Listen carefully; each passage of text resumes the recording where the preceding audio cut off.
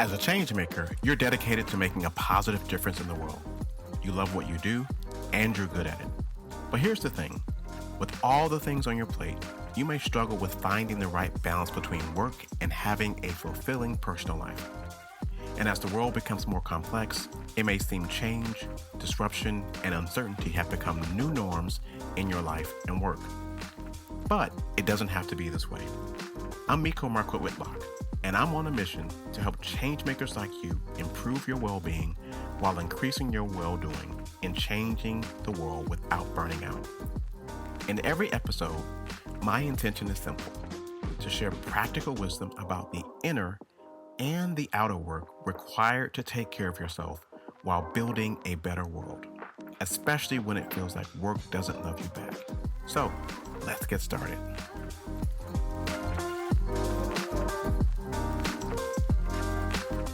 All right, welcome everyone to another episode of the Mindful Changemaker podcast. I am excited for today's interview with a very exciting person that I met doing my work in the nonprofit space in Washington, D.C.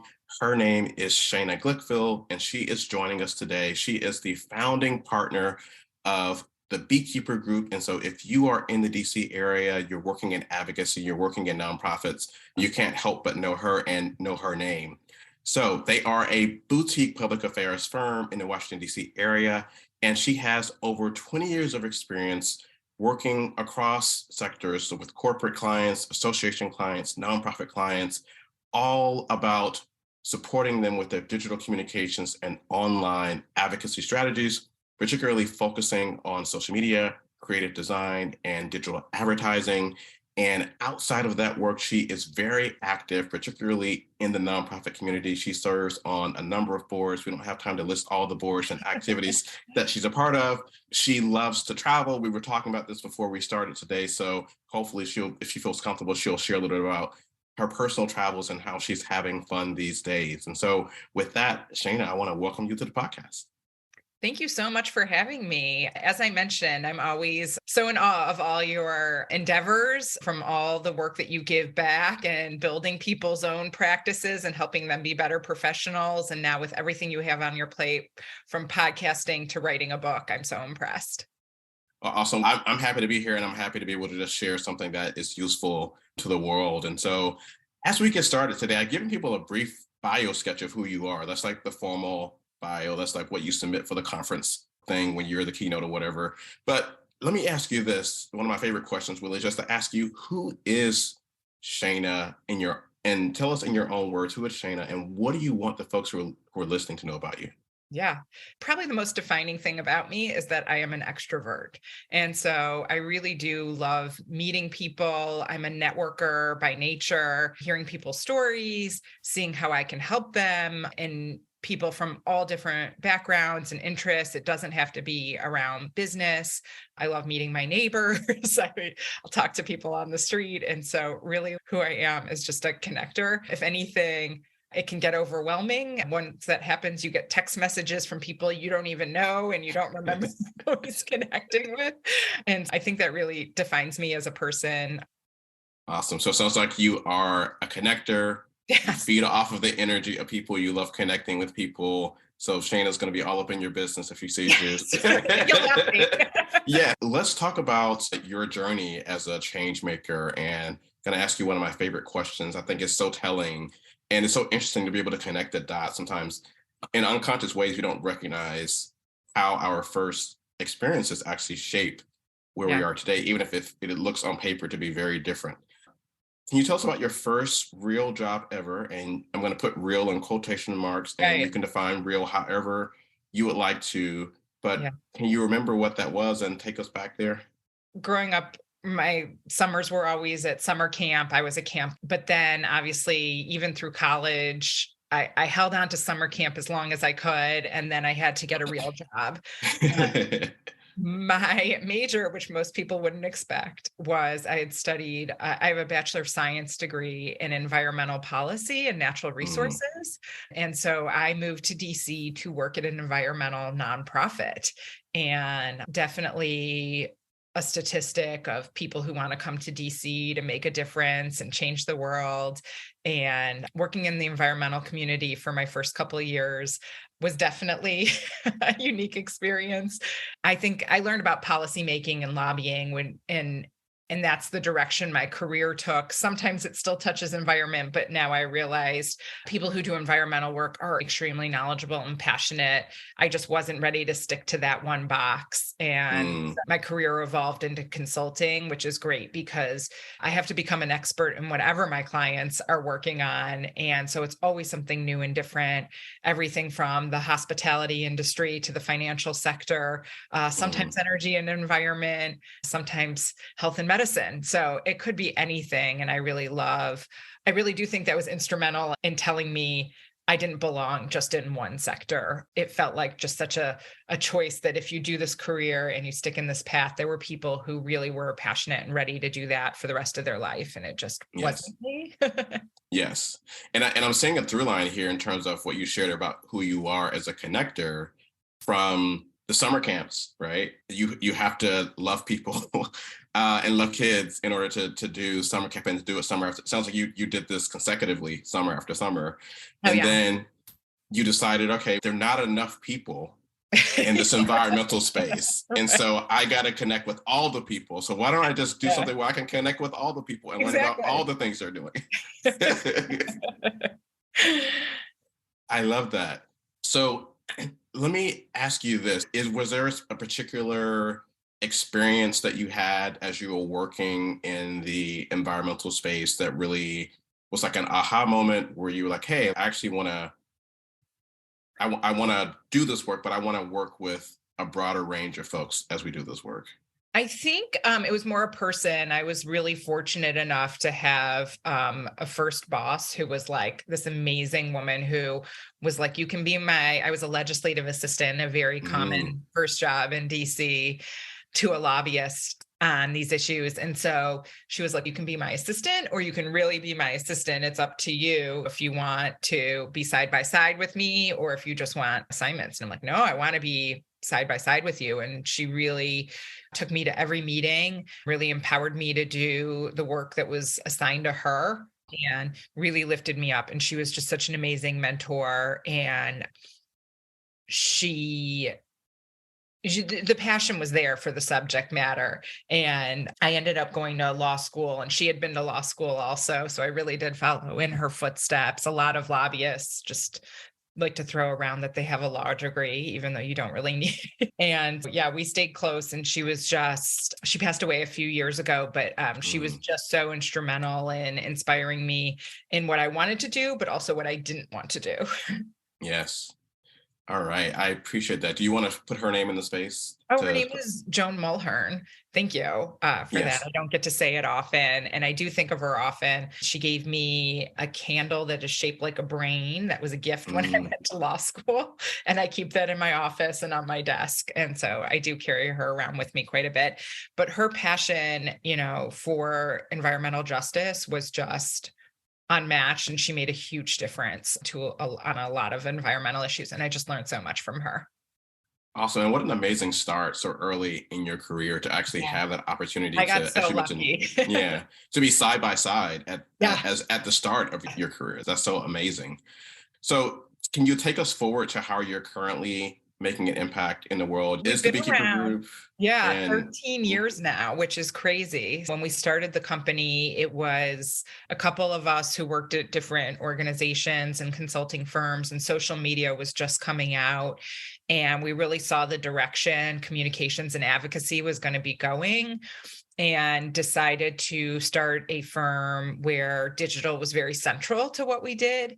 And we had mhm, to do a lot of education back then. If we wanted to get a new client, we had to convince them that a Facebook page was important and why they should invest in having a Twitter account. And it was a lot of work. People thought it was a fad. People thought this would go away.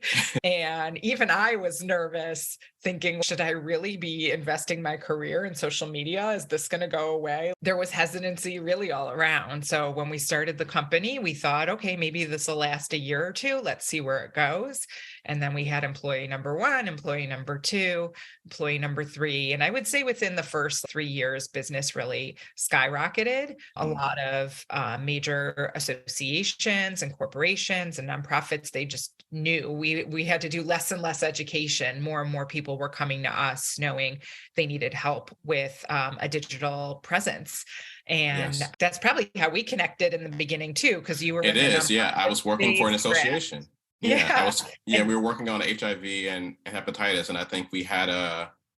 I think we may have met at a conference, but I also feel like we talked about potentially working with, because I was communications director. So I think we also talked about potentially doing some work for us as well when I was at the association. probably.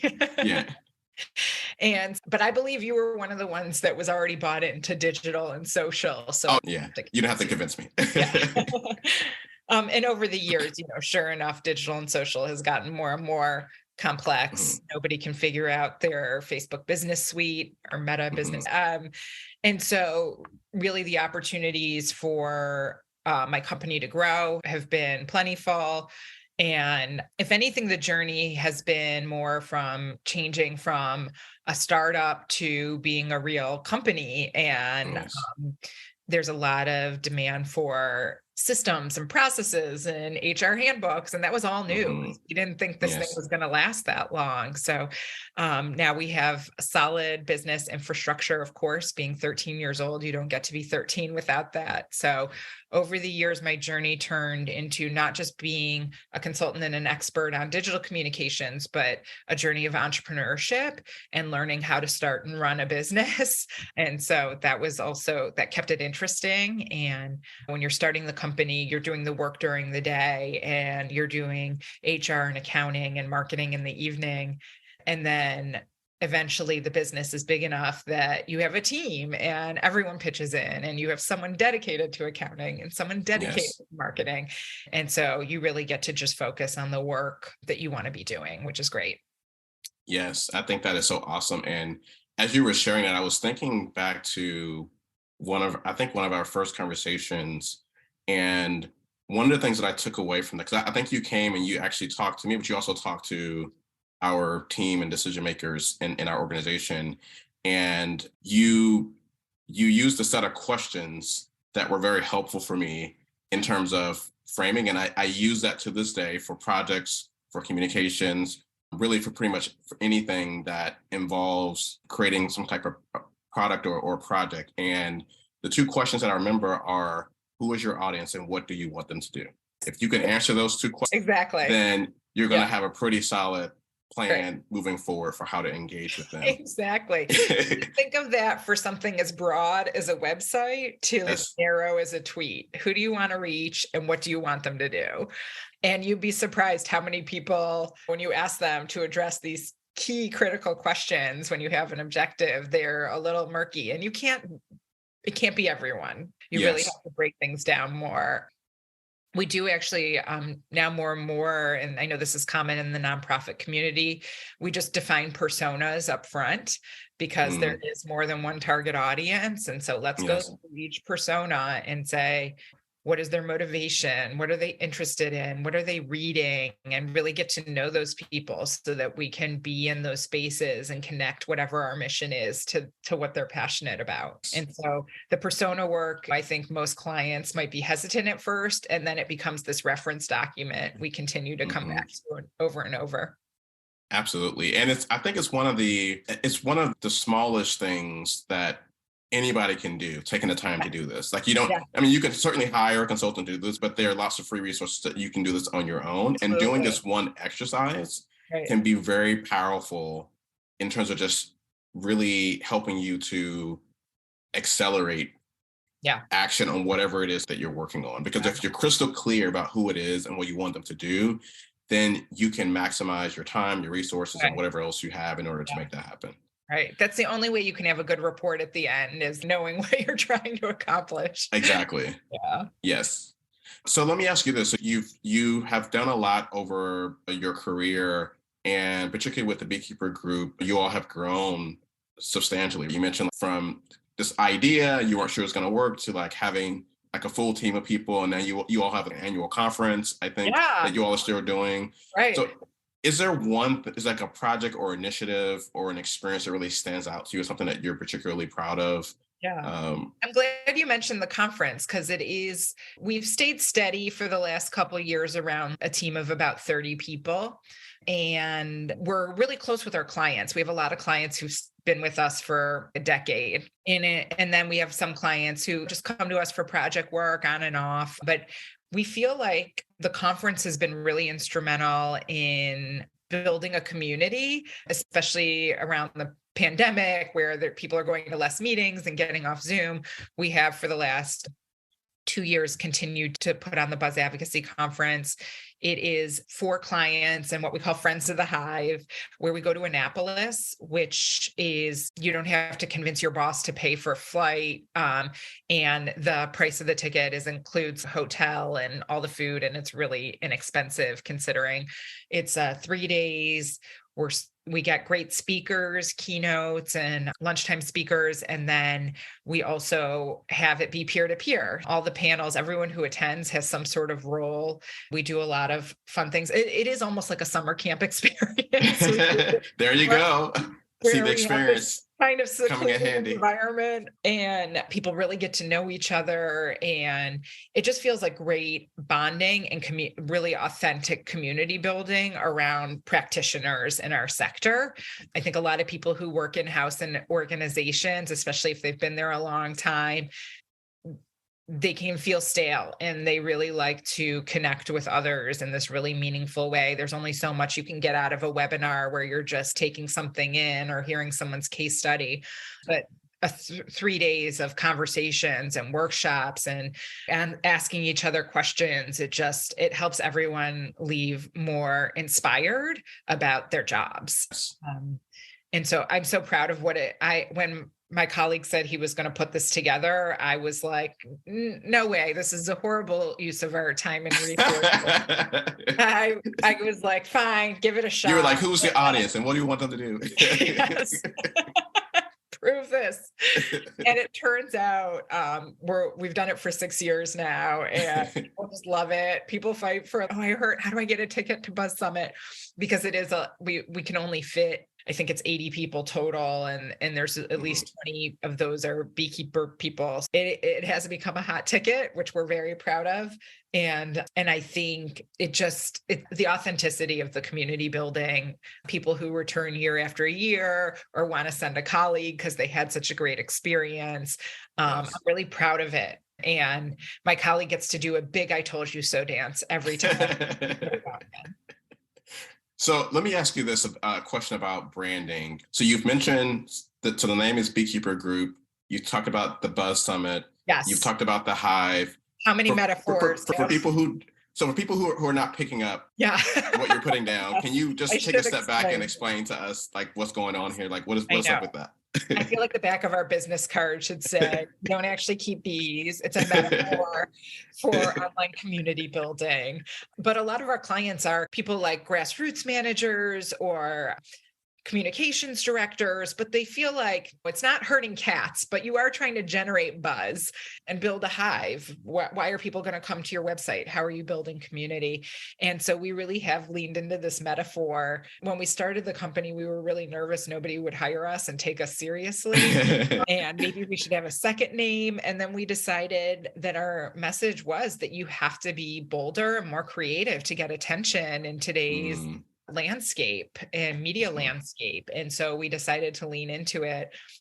For a while, our business cards did say on the back, build the hive, manage the buzz. So that helped explain it a bit. But usually once we explain it to someone, the light bulb goes off and they immediately are like, yes, I am a beekeeper. I am trying to harness these bees and collect some honey and not get stung. So we go on and on with the bee puns. We actually did a rebrand this year. And so now our tagline is empowering people to advocate for impact. So it is more literal now that we don't have to explain the beekeeping model as much to our community. So that must make some sort of interesting inquiries that you all receive. Have you received any interesting inquiries, people that actually literally think that you're beekeepers? In the beginning, we used to get voicemails from people being like, yeah, I have a swarm in my yard and we have competitors pulling pranks on us, to their serious beekeeping issues with colony collapse disorder and things like that. Yeah, even from, I'm shocked, from NBC News reporters who want, didn't you read our website? So there is a little bit of confusion out there, but for the most part in DC and public affairs communications, by now folks know who we are and what we do. And coincidentally, our office building installed an apiary on our roof. So we actually Mm, do relate to beekeeping now, quite literally. okay. All right, it's time for a break. We'll be right back after a brief message from our sponsors. Changemakers like you are driven to do more and more, often with fewer and fewer resources. But there comes a breaking point where your passion dwindles under the weight of pressure, the mission suffers, and you feel like you love the work more than it loves you back. That's why I wrote the book How to Thrive When Work Doesn't Love You Back, a practical guide for taking care of yourself while changing the world, with a foreword by Beth Cantor, author of the Happy, Healthy Nonprofit. This book is a succinct, practical, and action-based guide for changemakers seeking to make an impact without burnout. Learn more and order your copy at mindfulchangemaker.org/books. That's mindfulchangemaker.org/books. The reality is, if you really want to make a difference, you must start by taking time for yourself right now, because you can't change the world if you're not around long enough to make that happen. This isn't about working harder and smarter. It's about making a commitment to work differently so you can take care of yourself while making an impact for the long haul. In How to Thrive When Work Doesn't Love You Back, I share practical strategies grounded in the well-being while well-doing change framework. And I wrote this book after experiencing more than my fair share of burnout and overwhelm in the name of saving the world during my previous career in government and nonprofit work. I share what I've learned to be the most impactful strategies from my personal practice and my experience helping change makers around the world just like you create lasting balance in their lives. These are the same strategies I teach teams and organizations through my live trainings, self-paced courses, coaching programs, and tools like the Intention Planner. Each chapter has a summary of key ideas and a checklist of practices you can start implementing right away. I know you need practical strategies and resources to help you create sustained balance in your life and work so you can lower your stress level and focus on getting the important things done right now. So, this book isn't about theoretical concepts. It's about what to do and how to do it. Learn more and order your copy at mindfulchangemaker.org/books. That's mindfulchangemaker.org/books. All right, let's get back to our conversation. Let me ask you this. Typically when we have these kinds of conversations, or when people are posting, particularly on personal social media, people post the highlights, right? And that's Right. understandable. People post the highlights, and it makes it seem like the journey is all been a linear upward trajectory and everything is well with the world and you're always smiling and happy. But I know that when you're building something and when you're doing the type of work that you do, that there are challenges, that there are ups and downs, that there are wins and there are losses. And so I'm Yeah. wondering if you can talk to that in the context of how you stay inspired and Yeah. how you stay motivated through those ups and downs. Is there a particular practice or strategy or set of strategies that you use to do that?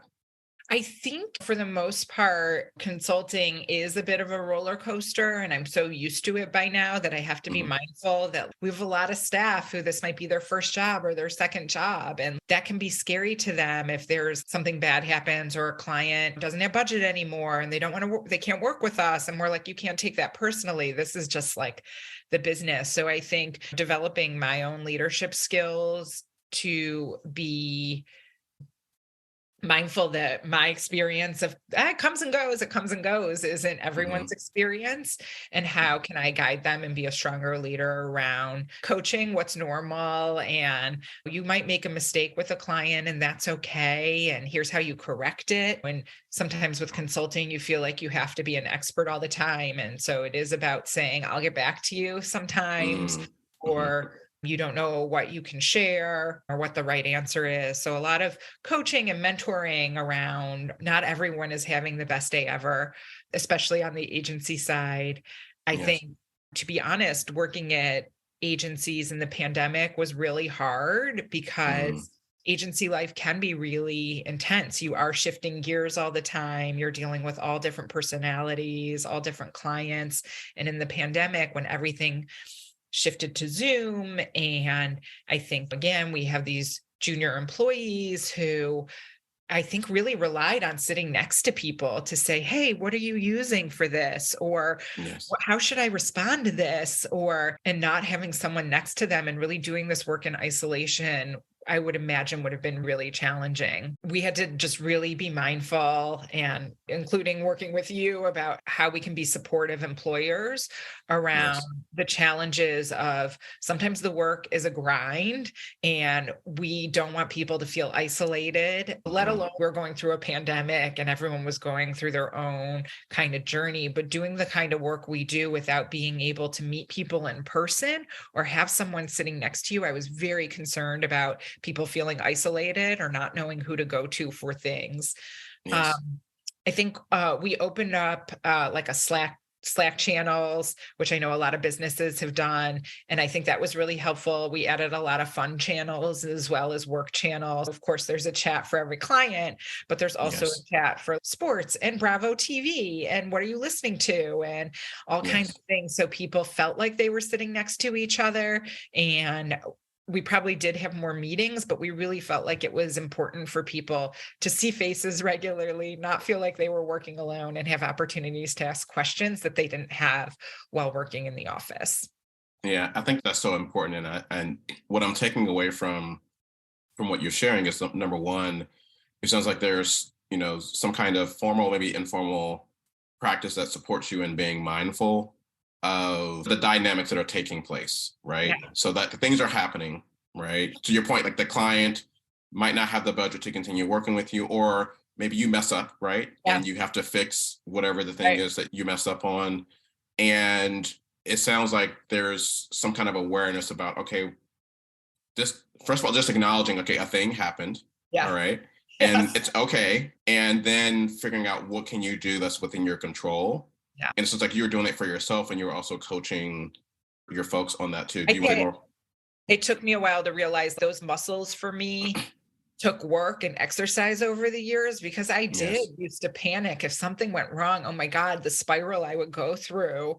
How do I tell them? Days of just whatever to like now where I'm like, okay, we're going to address this up front. We're going to propose these three corrections and we're going to go from there. And now it just feels like nothing. And it does take me going back to putting myself in earlier shoes to be like, how can I help them through these Yes. journeys and also feel free to come to me if a mistake is made. I want them to feel comfortable. I don't want anyone to feel like they're in trouble. This is the nature of the game and this is work and not everyone's Yes. going to be happy all the time, but it is, I think you can't have it's just so hard to have that open door policy in a virtual world. And so it is about creating these spaces and rapport and trust in other ways so that people feel comfortable, they feel like I have their back, their colleagues have their back, Yes. and that these are safe spaces to work in. I think that's so important, right? I think it sounds simple and maybe some of us maybe take that for granted, but I know from the clients that I work with, not every organizational culture Right. is at a place where, first of all, there is an open acknowledgement about things not always being okay, right? And normalizing that, right? I think in some places there's like this toxic positivity where we're like, okay, no, it has to be great. You have to be Right. smiling. Yeah. You have to be having a great day. That's what our brain is all about. Yeah. But if we're having a human experience, right? And so there's a human aspect to that, and it's not always that case. And I love what you said in terms of letting people know that they can come to you and it's creating a space where people feel comfortable sharing and knowing that they're not in trouble. I think that's one of Right. the other things that gets in the way is people feel like, okay, I messed up, I made a mistake, I missed something, whatever it is, and there's going to be some harsh consequence for this as opposed to seeing it as a learning opportunity or growth opportunity, right? Yeah, absolutely. And we want people to be themselves at work and develop relationships with our clients because that's what I think the secret to our success has been is the authentic. We want to like who we work with. We want to like our clients. We want our clients to like us. And so it is new to a junior employee where I was like, You guys have been emailing this client for 6 months. Why don't we all go to lunch? And they're like, oh, we can? I'm like, of course we can. Fun of DC. Like, this is part of it. And I forget that's not normal because they don't know that's normal because they've been working in a pandemic for 3 years. Yes. Uh, So yeah, I think it's so important. So uh, it's so you mentioned the pandemic, and I guess I want to pivot to talk a little bit about balancing professional obligations and personal life. We talked before the show started about you doing some personal travel, but you've been doing this for a while now, and I'm not sure like what your day-to-day looks like, but I would imagine as one of the founders that you have been pretty busy over the years. And so how have you carved out space to have a life outside of the work? And specifically on the agency side, I think what is unique is you're an organization. So for folks that have like nonprofits, like so associations, for example, you have members, you have a right. board, and people want what they want when they want it. Right. And so sometimes it can feel like you're working around the clock. Like how do you balance all of that with having a life? I think for agencies, we always want to be on top of trends and what's next. We want to feel like the smartest person in the room. People are paying us money for our time and our brains. And so we want to use what we know from what's working or not working from other clients and help people advance. But we also like to look outside of our industries. What are big brands doing? As you probably know, the nonprofit and advocacy space tends to be a few steps behind. Nobody wants to be the first to do something in our Mhm. sector, but I want to be looking a little bit ahead because in a year or two, we will be there. I think live streaming and Instagram stories and now TikTok and Instagram Reels, our clients are just starting to get there. And so I have to already be looking at, okay, what's going to be after that or what can we apply? So I think a lot of my time is, of course, client strategy, but also looking ahead and making sure I'm staying on top of my game so that I'm bringing the best to our teams and our clients. And like you said, that's a fire hose that you could never feel like, okay, I've got it. I'm the smartest person now. I'm done. That you really do have to work in breaks and think about self-care because you're never done. And Yes. yeah, travel's been great. We just try and always have a trip, something coming up to look forward to. And Paris, where else do we go? Italy, Mm. trying to think. I did a wine trip with some girlfriends to Oregon. So another trip with law school friends to Palm Springs, just different groups of friends, different places, just feeling I have something on my calendar that I'm looking forward to. So is it fair to say then that you work fast and furiously or like intensely in sprints, and then you have this thing that you're looking forward to where you decompress and then you rinse and repeat? Is that sort of how I would what works say for that you? that is pretty true. And of course, even when I take these breaks, I'm checking an email, but I have everything covered. I prepare in advance. But as when it's your company, you might have to do something Yes. or Yes. respond to something, and that's fine. But I would say, yeah, I'm definitely like in work mode or vacation mode. And then even during the day, I got a pandemic puppy. And so I take many walks during the day. So Mm, I've worked in breaks too. Even my routine, I do a mile before I even sit down at my desk, a mile walk every morning. And then lunch break is another shorter walk, and then at 4:30 another walk. And I would never do that if I didn't have a dog. I wouldn't be able to get myself out in that way. mm, yes. And I don't wear headphones and I just try and be really present. And Yes.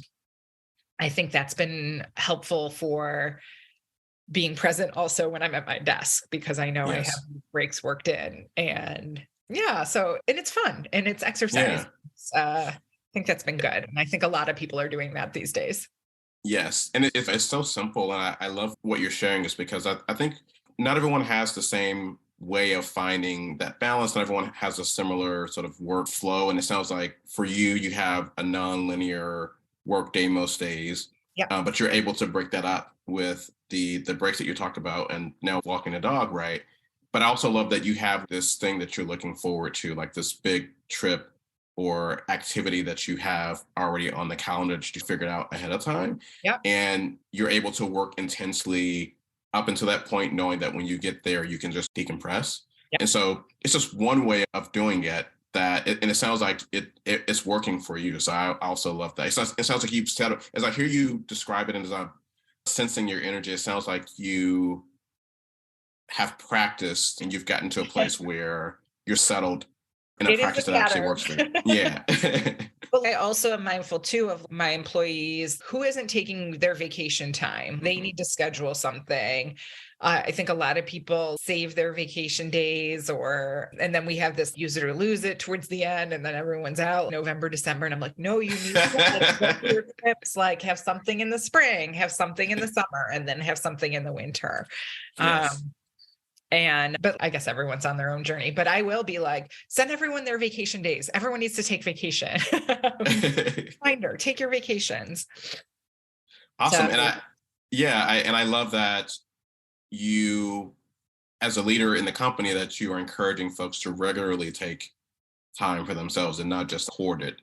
I think it's so important. And it's interesting when I do training with organizations, sometimes when we talk about this particular issue, I say one of the simplest things you can do right now is to actually plan your PTO now mm, for the next, maybe starting maybe just for the next quarter, for example. yeah. And I give the analogy that we know that Thanksgiving and Hanukkah and Christmas and all those holidays, like they're around the same time every year, right? Let's not act surprised when they come when they sneak up on us.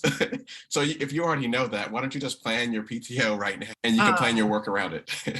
yeah. And I think it's also different at younger generations. They have, I don't know, bachelorettes or weddings and things like that. So maybe there's more need to save and be ready for other life events. But also, I agree. I just think having that thing on your calendar to look forward to is so important. Yes. Even just like having I'm not sure if this is common in your team, but I was a big fan for me when I was working in my last job. Just not necessarily taking a long vacation. I certainly would do that, but like just having a long weekend, Yep. taking a Friday and a Monday off, Yep. and like having that be a mini vacation. Yeah. Yeah. Absolutely. You can do a lot in 4 days.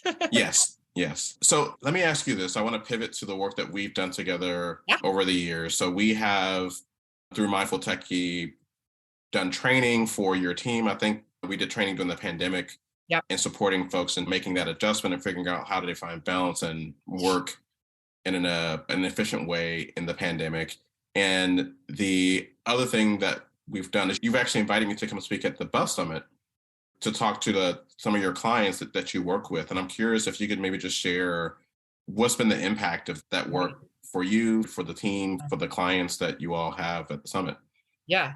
We get nothing but positive feedback because you bring, I hate to use your own words, but this mindfulness aspect that rarely we encounter in our day to day. And so it's brand new information, even though you might present it a lot, it's brand new information to a lot of our community. One other project you did is you did a workshop and I think some extending work with a nonprofit I'm on the board of. And Oh, I know they yes. loved you. And Safe Shores, they help families when child abuse is reported. So the people who work there are facing just really tough issues and subject matter, and they do amazing work to take care of the people that they serve. And I know when Yes. you came in and you said, this is how you take care of yourself, I think that was a really important message. And I was just so grateful that you were to connect you with in the nonprofit space where people are doing such heartbreaking work to say, here's how you, Yes. especially they were doing it virtually at the time. And Yes. so bringing Yes. these trauma stories literally into their own home, it was Yes. just like, oh, if anyone needs you, it's them. Yes. Yes. um, but no, same with people, everyone was going through burnout phases at the time. So your work was particularly important. I think even now your work is important as people are trying to find balance and figure out what a hybrid life looks like. Yes. And as our kind of society and workplace evolves, I just continually see the value of coming back to your practices to see, are we taking care of ourselves? Yes. Absolutely. And thank you for the reminder about Safe Shores. I've forgotten about that. We did work with their team around, because these are the folks that are the frontline folks, and they're experiencing secondary trauma I, by virtue of the folks that they're working with. And so we did training with them to support them in navigating that, doing that in the context of hybrid. Like we I, helped them with putting together a playbook, because that was one of the things too, where onboarding new staff, yeah, in particular during the pandemic, like what are the norms? This is, I think, lots of organizations are figuring this out or have figured out, at least in the interim, what works for them in terms of I, norms, but things that we take for granted in terms of, should we have cameras on or cameras off? What does that actually look like? What do you do in situations where, if folks need to have their cameras on for whatever the reason might be, but they're in a shared space where they might not necessarily be comfortable sharing their background and inviting all their colleagues into their yeah, space, right? How do you deal yeah, with those types of issues? How do you deal with the fact that they were doing, and maybe still are doing, sensitive mhm, counseling and interviews remotely? How do you protect that information yeah, and ensure that it's actually safe, and that the folks on the receiving end of the services feel comfortable yeah. accessing the services in that way? So there's so many things that you have to I unpack and believe bit they're of. hybrid now, so I think Okay. they're back to in person, some of it, but the executive director of the organization is just amazing, and how she wants to care for her staff and take care of the community, take care of the people that they serve, and the way they had to pivot to, yeah, doing things out of their homes and make those Yes. adjustments. I think, yeah, you were really helpful in helping people sort that out. Excellent. Is there anything else you want to share about the work that we've done together? Any particular impact or ahas or anything that stands out to you that you want to share before we wrap up? And I do think in terms of workday, when we all brought our offices into our rooms and thinking about setting boundaries and keeping to a schedule, and that's been really helpful for me. But no, I think just I appreciate your visibility, because even seeing you pop up in my LinkedIn or something like that is a reminder to me of the work we've done together. And I love that you're continuing to put all of your expertise into the universe and all these new and different formats. So I will definitely be listening and learning as you evolve as well. Awesome. I appreciate you taking the time to be here today to share your story, to share your wisdom, and to share, like, we're all figuring this out together. And Yeah. so I appreciate, just being able to hear from folks who are on the journey and seeing how they're doing this, how they're figuring it out. With that being said, I want to ask you, what is next for Shane? What is next for the Beekeeper Group? You mentioned talking about keeping up on trends. And Yeah. so what's trending in your life and what's trending in Right. Beekeeper Group? That's a good question. No, I think just balance. I've been thinking a lot about getting involved in my community hyper locally. I'm supporting my ANC commissioner with her social media, which Mm, is she's just responsible for 10 blocks around here, but and that's gotten me really involved in, oh, there's new construction over here, do people agree with it or not agree with it? And so just being attentive to what's going on around me locally, continuing to do work with nonprofits outside of work to, again, keep me connected with the community in DC and what my original passions are and who I am, and then still bringing that to work.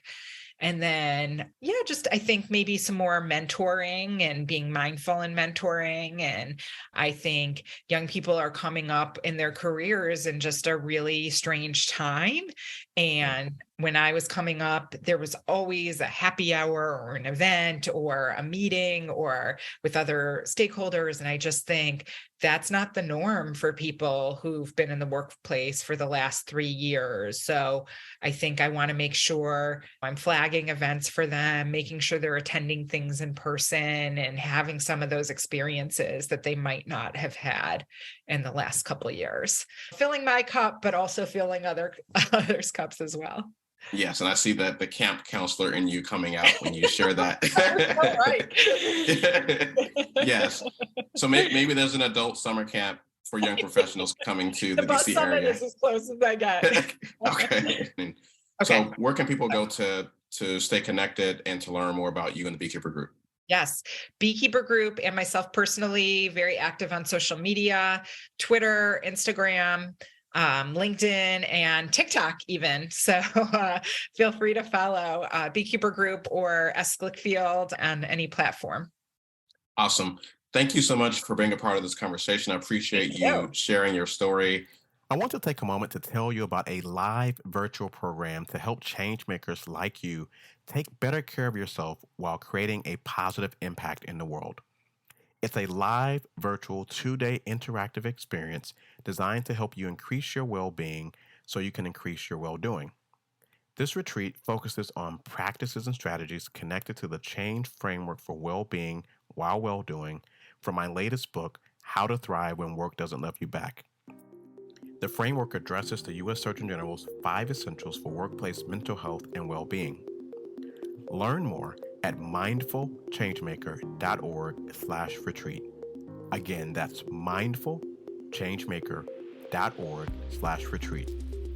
During the retreat, we tackle the inner work of things such as guilt about not being able to always get it all done, fear of setting boundaries, the anxiety of imposter syndrome, and adjusting to the world of hybrid work, among other things. We'll also tackle the outer work of things such as setting intentional goals, effective priority setting, especially when everything seems urgent and important, setting and protecting boundaries, and making space to rest and recharge in a sustainable way. When you sign up, you get support from a community of smart, heart-centered changemakers just like you, and also 1 year of unlimited access to video lessons, handouts, and an invitation to return to any of the live monthly retreat sessions we host. Learn more at mindfulchangemaker.org/retreat. That's mindfulchangemaker.org/retreat. Thank you for listening to this episode of the Dear Mindful Changemaker podcast. Are you ready to finally prioritize your well-being so you can increase your impact in changing the world?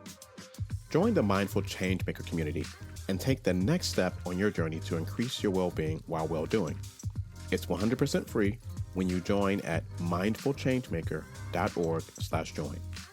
Again, that's mindfulchangemaker.org/join. Until next time, I'm Miko Marquette Whitlock. Take it one intentional moment at a time.